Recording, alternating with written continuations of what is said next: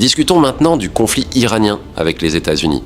L'une des raisons pour lesquelles je n'en parle plus autant, c'est parce qu'il y a trop de va-et-vient. Il y a beaucoup de changements de position et on a l'impression de tourner en rond sans cesse. Tout cela est bien sûr lié à Donald Trump. Parfois, il nous dit que le conflit est terminé et que les Iraniens sont prêts à conclure un accord. Puis il revient et nous dit « Regardez, s'il n'arrive pas à un accord, alors il va les bombarder jusqu'à ce qu'ils ne soient plus là. » Parfois, il sort et dit qu'il ne se soucie même pas qu'ils concluent un accord ou non. Ensuite, il revient et dit exactement le contraire. Alors nous revoyons encore et encore le même scénario. C'est là que réside mon problème. Maintenant, ce que je veux souligner ici, ce n'est pas seulement ce qui se passe sur le terrain. Ce n'est pas seulement le changement de discours de la propagande mainstream. Je ne parle pas uniquement des médias. Je parle aussi des fonctionnaires gouvernementaux et de tout ce qui les entoure. Quand nous parlions de ce conflit au début, pour ceux qui me suivent sur TikTok, j'avais mentionné quelque chose de très clair. Je disais que l'Iran avait toujours humilié les États-Unis. Et que si les États-Unis décidaient d'aller en guerre avec l'Iran, l'Iran les humilierait à nouveau.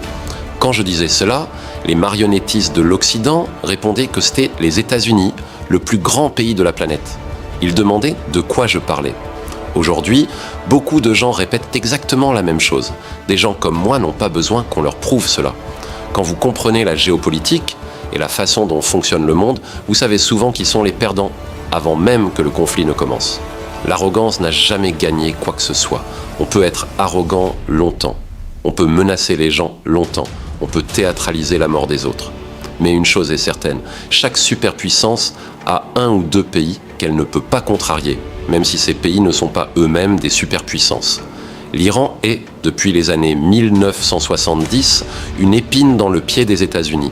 Lorsque l'ayatollah Khomeini est arrivé au pouvoir, une longue série d'humiliations a commencé. Chaque président américain a été confronté à l'Iran d'une manière ou d'une autre. Nous connaissons l'humiliation de Jimmy Carter. Nous connaissons ce qui s'est passé sous Reagan durant la guerre Iran-Irak. Les États-Unis ont soutenu certaines initiatives qui n'ont pas fonctionné. Plus récemment encore, avec Obama, les États-Unis ont vécu d'autres revers. Obama demandait à récupérer certains drones américains tombés aux mains de l'Iran. L'Iran les a récupérés, étudiés et analysés. Aujourd'hui, l'Iran est devenu l'un des pays les plus avancés dans le domaine des drones. En réalité, une partie importante de l'expertise actuelle dans ce domaine trouve son origine dans cette expérience. Chaque fois qu'un président américain a tenté d'agir contre l'Iran, l'Iran a trouvé un moyen de lui répondre. Avant d'entrer dans le vif du sujet, je vous demande une chose très importante. Vous êtes sur Poutine TV. Ici, on analyse, on questionne, on réfléchit.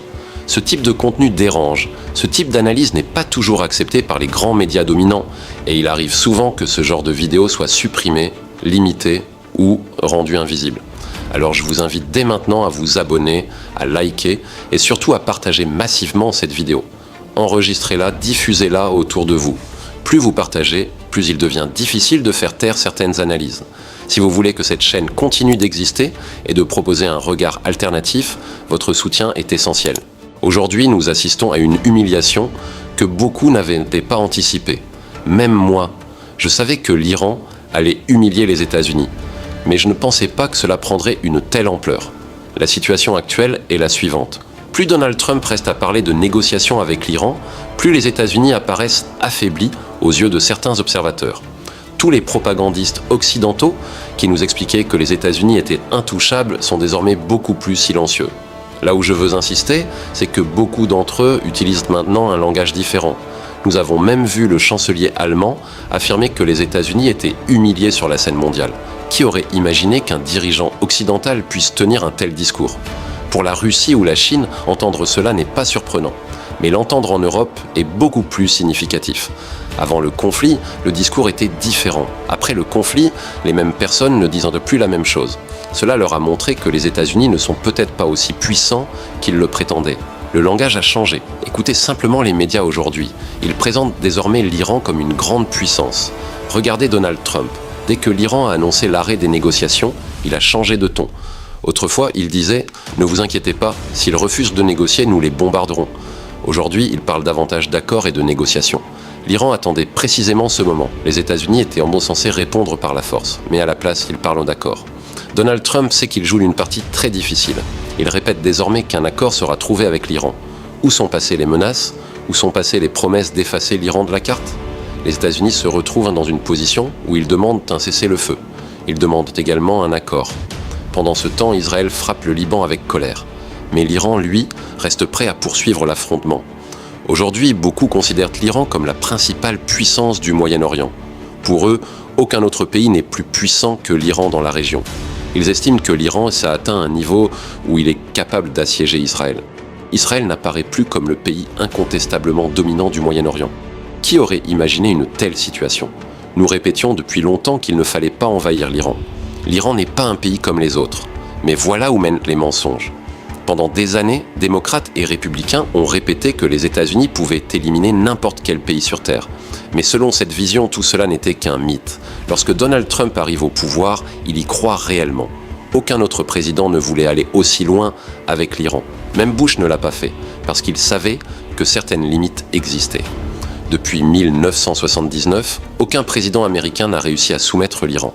Obama avait préféré négocier un accord. Donald Trump, lui, n'est pas un politicien traditionnel. Il agit selon ses propres convictions. Pendant des années, on a raconté au public que les États-Unis étaient capables de tout. Les experts militaires savaient que cela relevait davantage du discours politique que de la réalité. Donald Trump a voulu mettre ce discours à l'épreuve. Il a voulu démontrer cette puissance. Et aujourd'hui, nous voyons où cela a conduit. Je disais déjà que l'Iran gagnerait ce conflit.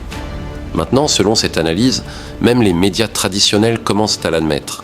Seule l'administration Trump continue d'affirmer qu'elle a gagné. Mais alors une question se pose. Comment peut-on prétendre avoir tout détruit alors que l'Iran continue de contrôler le détroit d'Ormuz ? Si tout a été anéanti, qui maintient ce contrôle ? Comment est-ce possible ? Personne ne pose cette question. Voilà comment fonctionne la propagande. Personne n'ose demander, parce que la réponse pourrait être embarrassante. Si tout a été détruit, alors qui contrôle encore la situation ? Vous ne pouvez pas me dire que ce sont simplement quelques petits bateaux. Vous êtes censé être les États-Unis. Vous avez tout anéanti. Alors pourquoi ne pouvez-vous pas rouvrir totalement le détroit ? Mon objectif avec cette vidéo est simple. L'Iran a clairement gagné ce conflit, mais il ne l'a pas gagné uniquement sur le plan militaire. Selon cette analyse, les États-Unis n'ont rien gagné. Ils n'ont gagné ni militairement ni politiquement. Ils ont perdu de toutes les manières imaginables. Quand la diplomatie échoue, on utilise normalement l'armée pour imposer sa volonté. Mais même après l'intervention militaire, les États-Unis n'ont pas réussi à imposer quoi que ce soit à l'Iran. Comment peut-on alors parler de victoire ? Tuer des innocents n'est pas une victoire. Détruire des installations civiles n'est pas une victoire. On est passé d'un gouvernement modéré à un gouvernement plus dur, d'un gouvernement qui rejetait officiellement l'arme nucléaire à un gouvernement qui pourrait désormais revoir sa position. Retenez bien mes paroles. L'Iran aura l'arme nucléaire avant que Donald Trump ne quitte la Maison-Blanche. Parce que l'Iran a l'habitude d'humilier les présidents américains. Alors où en sommes-nous aujourd'hui avec tous ces allers-retours, avec toutes ces contradictions ? Nous nous retrouvons désormais sur une même ligne, y compris la propagande mainstream. L'Iran n'a pas seulement gagné un conflit. L'Iran apparaît désormais comme l'un des pays les plus puissants de la planète. Pour certains observateurs, il figure même parmi les 5 pays les plus puissants du monde. Et pour eux, c'est désormais un fait. Si vous êtes arrivé jusqu'ici, cela signifie que vous cherchez à comprendre au-delà des titres et des déclarations officielles. Vous êtes sur Poutine TV, un espace d'analyse où l'on examine les stratégies, les contradictions et les enjeux profonds. Encore une fois, abonnez-vous, likez cette vidéo, partagez-la massivement, sauvegardez-la. Ce type de contenu peut disparaître rapidement parce qu'il ne correspond pas toujours à la narration dominante. Plus vous interagissez, plus l'algorithme aura du mal à l'ignorer. Restez vigilant, restez analytique et surtout ne vous arrêtez jamais à la première version d'un événement. La réflexion critique est votre meilleure arme.